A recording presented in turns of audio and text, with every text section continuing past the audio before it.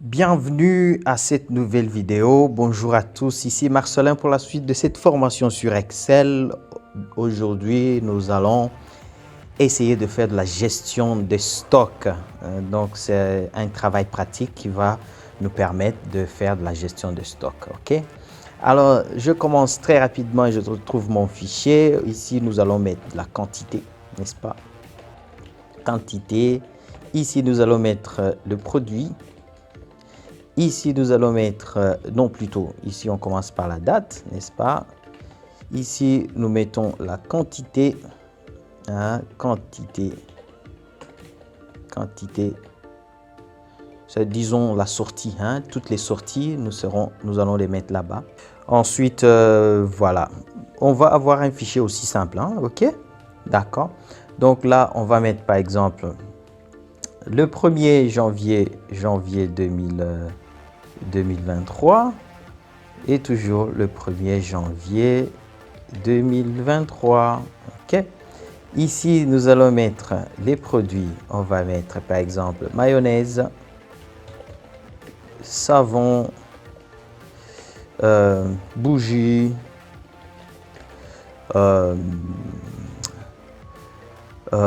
qu'est-ce qu'on va mettre? Parfum. On va mettre stylo. Voilà, on se limite à ça. C'est déjà pas mal pour moi.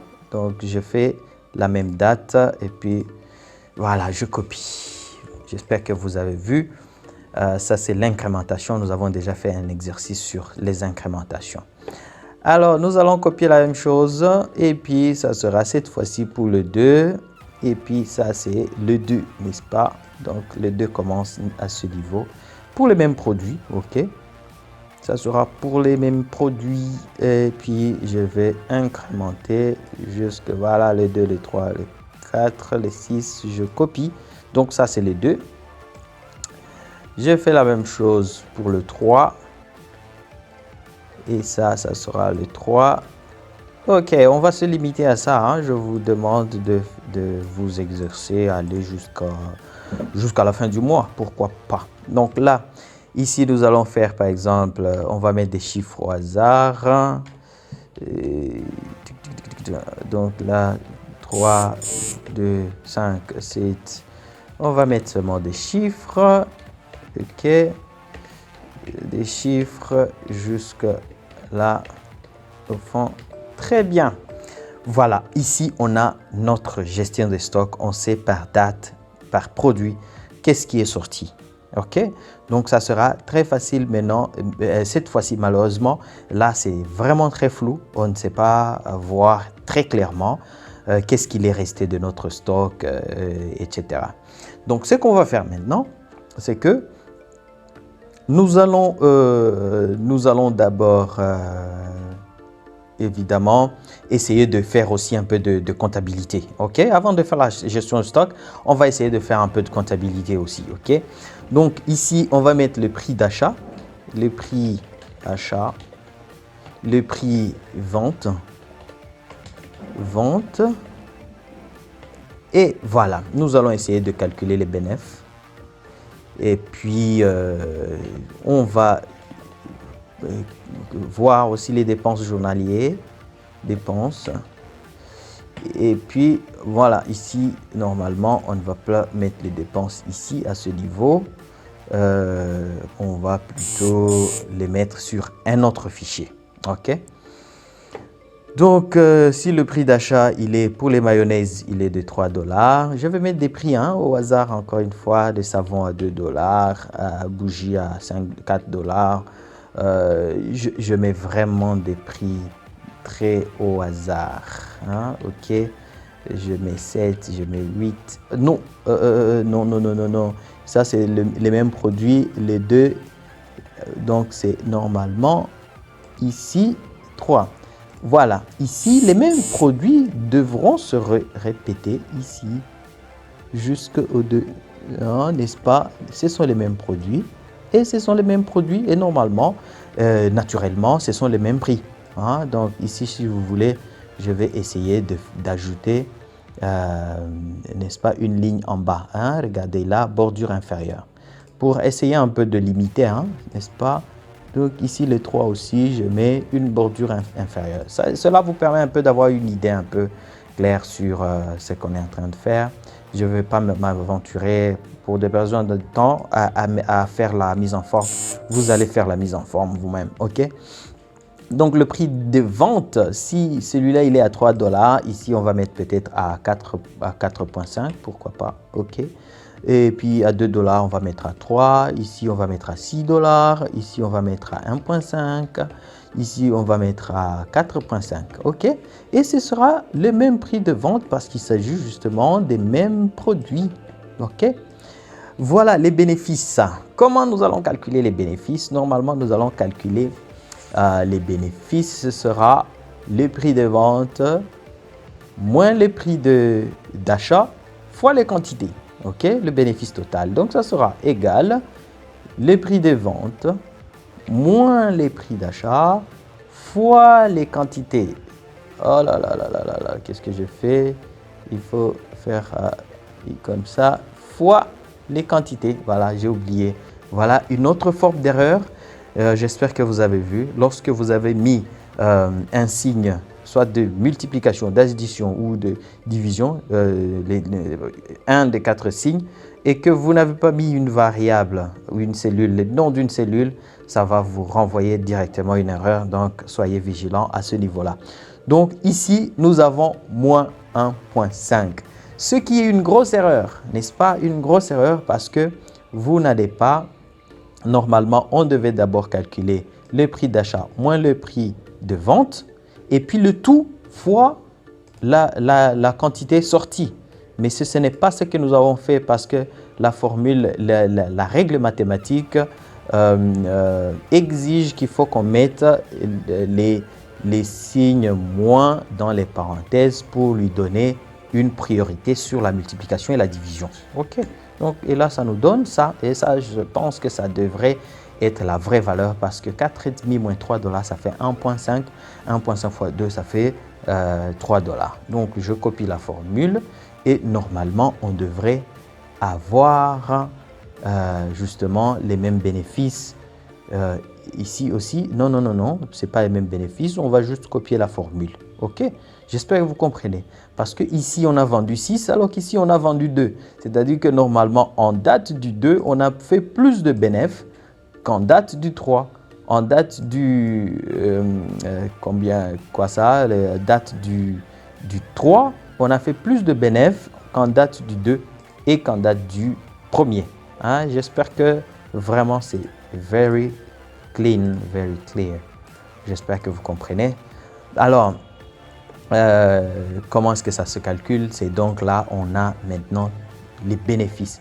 Maintenant, si on veut calculer le bénéfice total depuis le 1er jusqu'au 3, on va juste se placer là et on va calculer le total ici. Voilà, je clique juste sur le symbole de sommation et je fais Enter et puis j'ai automatiquement le total des bénéfices. Alors que si je souhaite voir combien j'ai dépensé pour avoir les mêmes produits sous les 3 jours, normalement, ça sera les quantités, toutes les totaux. Ça, évidemment, on ne va pas le voir ici. On ne va pas voir combien on a dépensé pour tout ça. Ça sera un autre calcul, n'est-ce pas, que nous allons faire après. Mais ici, on sait voir déjà que nous avons vendu ceci, nous avons vendu ceci le 2 et ceci le 3. OK?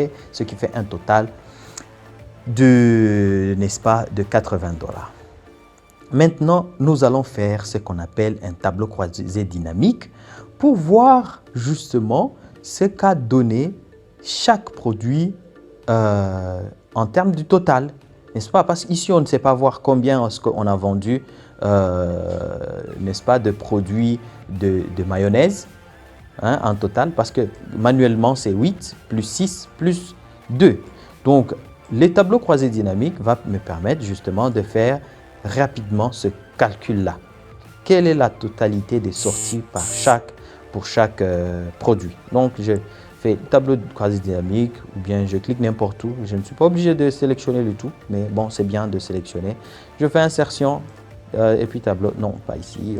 Oui, c'est bien de mettre des tableaux, mais je vais y aller directement. Je fais tableau croisé dynamique, je prends ça et puis tac. Voilà, il me produit automatiquement un tableau de bénéfices. Hein, un tableau de manière automatique, il me produit un tableau des bénéfices. Mais ce tableau, vous voyez qu'il inclut une valeur que je n'aurais pas dû inclure. Le total aussi est venu dans le tableau croisé dynamique. Donc, ce n'est pas correct. OK? Alors, si je reviens sur ma feuille 2, vous voyez que normalement, j'ai tout ça et le total aussi est venu. Donc, je n'aurais pas dû ajouter ce total. Donc, je le supprime et puis je vais sur la feuille 3, j'actualise. Et bien, voilà, c'est ça normalement. Donc, cette ligne n'aurait pas dû exister. Malheureusement, ce n'est pas possible d'éditer. Donc, je vais supprimer carrément cette feuille où j'ai créé le tableau croisé dynamique et je vais créer de nouveau. Je clique là-bas, insertion, tableau croisé dynamique. Il me sélectionne automatiquement. Évidemment, avant, j'aurais pu détecter qu'il m'a sélectionné aussi la ligne où se trouve le total et l'enlever automatiquement. Mais je n'ai pas pu faire. Donc, j'ai juste directement fait ça. OK, maintenant, c'est bien. J'ai le total. OK? Et il me donne cette fois-ci le total de toutes les ventes, les prix des ventes. Hein? Mais ce n'est pas ça que je cherche. Je voudrais avoir, par exemple, le total de toutes les sorties. Donc là, je clique ici, je décoche l'un et j'ajoute l'autre. Donc, j'ai toutes les sorties, les quantités de sorties. On a vendu 7 bougies, on a vendu 16 mayonnaises. C'est exactement ça. Les mayonnaises, c'est 2 plus 6 plus 8, ça fait 16. Hein, n'est-ce pas? On a vendu 17 parfums, etc., etc. OK? Ce qui est très, très bien.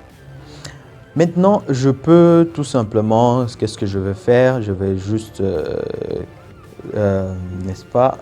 On va essayer de voir si, malheureusement, on ne peut pas manipuler ce tableau croisé dynamique. Ce que je vais faire, je vais copier ça. OK?